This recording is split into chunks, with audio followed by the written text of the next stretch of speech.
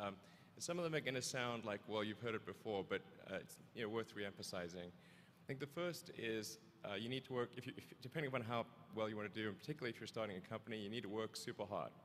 So what does super hard mean? Well, when my brother and I were starting our first company, instead of getting an apartment, we just rented a small office and we slept on the couch.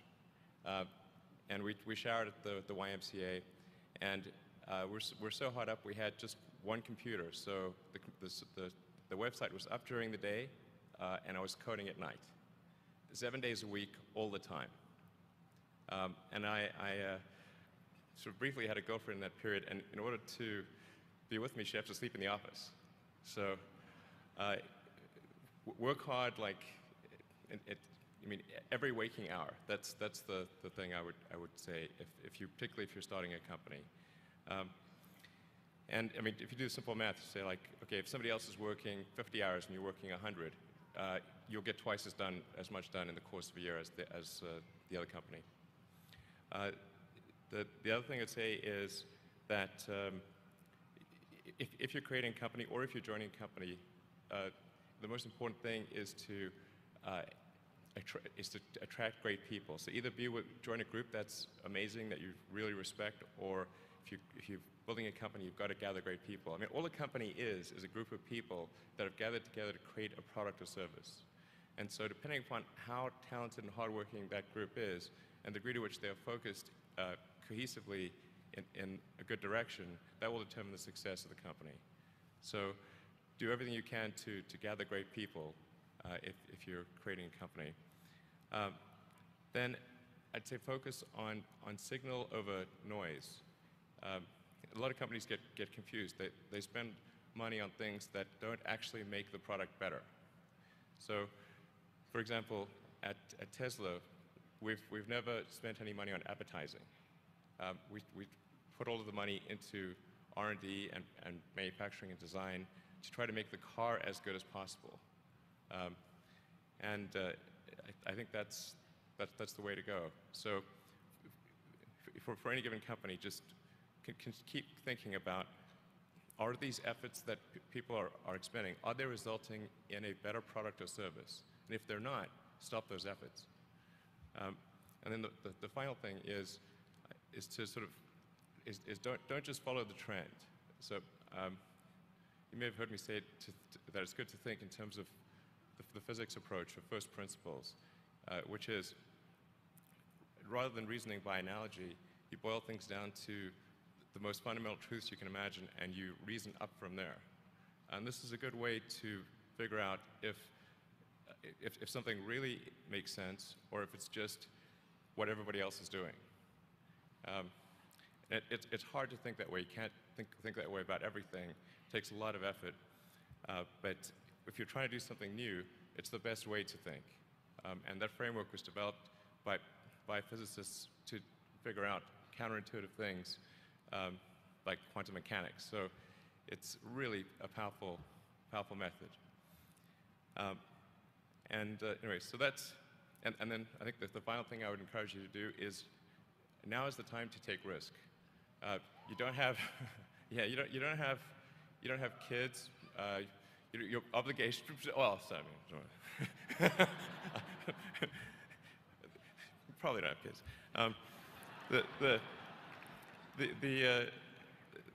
But as you get older, your obligations increase. So and once you have a family, you start taking risk not just for yourself, but for your family as well. It gets much harder to do things that might not work out.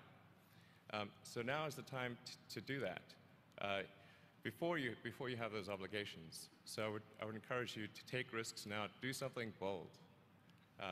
You won't regret it. Thank you. I think certainly being focused on something that you're confident will have high value to someone else, and just being really rigorous in making that assessment, because people tend to, a natural human tendency is wishful thinking. So a challenge for entrepreneurs is to say, well, what's the difference between really believing in your ideals and sticking to them versus pursuing some unrealistic dream that doesn't actually have merit. And that is a really difficult thing to tell. Can you tell the difference between those two things? Right. You know? So you need to be sort of very rigorous in your self-analysis. I think certainly extremely tenacious, and then just work like hell. I mean, you just have to put in, 80 to 100-hour weeks every week. Gosh. And That's then a lot of work. all those things improve the odds of success. Okay. I mean, if other people are putting in 40-hour work weeks and you're putting in 100-hour work weeks, then even if you're doing the same thing, you know that in 1 year you will achieve what they achieve. You will achieve in 4 months what it takes them a year to achieve. Okay. And then I think it's also important to reason from first principles rather than by analogy. So the normal way that we conduct our lives is we reason by analogy. We're doing this because it's like something else that was done, or it's like what other people are doing. Me too type ideas. Yeah, Slight iterations take, on a theme, and it's because it's kind of mentally easier to reason by analogy rather than from first principles. But by first principles is kind of a physics way of looking at the world, and what that really means is you kind of boil things down to the most fundamental truths, and say, okay, what are we sure is true, or as sure as possible is true, and then reason up from there. That takes a lot more mental energy. Give me an example of that. Like, what's one thing that you've done that on that you feel has worked for you? Sure. So somebody could say, in fact people do, that battery packs are really expensive and that's just the way they'll always be, because that's the way they've been in the past. You're like, well, no, that's pretty dumb, because if you applied that reasoning to anything new, then you wouldn't be able to ever get to that new thing. Right. It's like you can't say, oh, horses, nobody wants a car because horses are great and we're used to them and they can eat grass and there's lots of grass all over the place, and there's no gasoline that people can buy, so people are never going to get cars. Right. People did say that, and for batteries, they would say, oh, it's going to cost, historically it's cost $600 per kilowatt hour, and so it's not going to be much better than that in the future. And you say, no, okay, well, what are the batteries made of? So first principles would be to say, okay, what are the material constituents of the batteries? What is the spot market value of the material constituents? So you can say, okay, it's got cobalt, nickel, aluminum, carbon, and some polymers for separation, and a steel can. So break that down on a material basis and say, okay, if we bought that in the London Metal Exchange, what would each of those things cost? Like, oh, geez, it's like $80 per kilowatt hour. So clearly, you just need to think of clever ways to take those materials and combine them into the shape of a battery cell, and you can have batteries that are much, much cheaper than anyone realizes. First of all, I'd say starting a business is not for everyone. So generally, starting a business, I'd say number one is have a high pain threshold. That's it. There's a friend of mine who's got a good saying, which is that starting a company is like eating glass and staring into the abyss.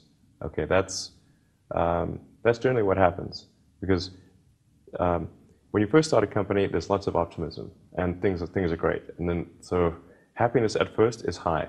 Then you encounter all sorts of issues, and happiness will steadily decline, and then you'll go through a whole world of hurt. And then eventually, if you succeed, and in most cases you will not succeed, and Tesla almost didn't succeed, came very close to failure. Then if you succeed, then after a long time you will finally get back to happiness. I think too is you've got to make sure that whatever you're doing is a great product or service. It has to be really great. And I go back to what I was saying earlier, where if you're a new company, I mean, unless it's like some new industry or new market that, if it's an untapped market, or then you have more ability to, the standard is lower for your product or service. But if you're entering anything where there's an existing marketplace against large entrenched competitors, then your product or service needs to be much better than theirs. It can't be a little bit better, because then you put yourself in the shoes of the consumer and they say, why would you buy it as a consumer? You're always going to buy the trusted brand unless there's a big difference. So a lot of times, entrepreneur will come up with something which is only slightly better. And it can't just be slightly better. It's got to be a lot better. Number 3, I'd say, is constantly seek criticism. A well thought out critique of whatever you're doing is as valuable as gold. And you should seek that from everyone you can, but particularly your friends. Usually your friends know what's wrong, but they don't want to tell you because they don't want to hurt you. So lift you up, sort of your.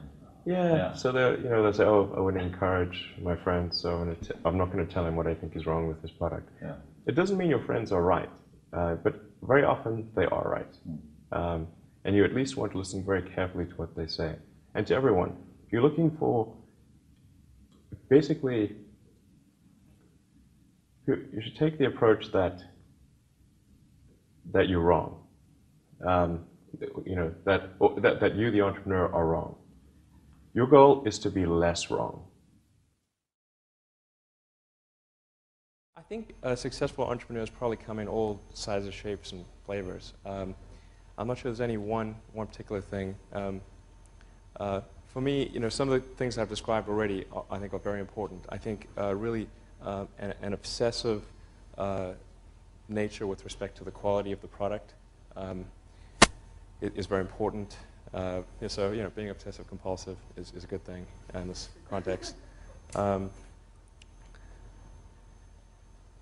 Really liking what you do, whatever area that you get into.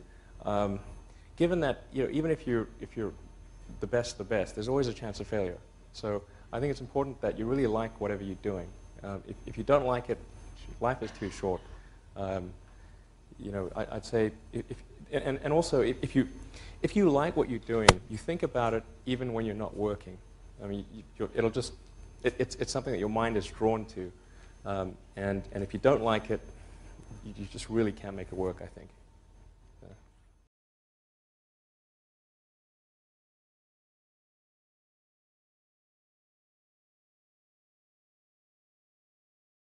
That third failure in a row, did you think, I need to pack this in? Never. Why not? I don't ever give up. I mean, I'd have to be dead or completely incapacitated. 8 weeks later, Musk bet the company on another flight. We have liftoff. And this time around, everything worked. Perfect. If that 4th launch hadn't worked, that would have been it. We would have not had the resources to mount a 5th.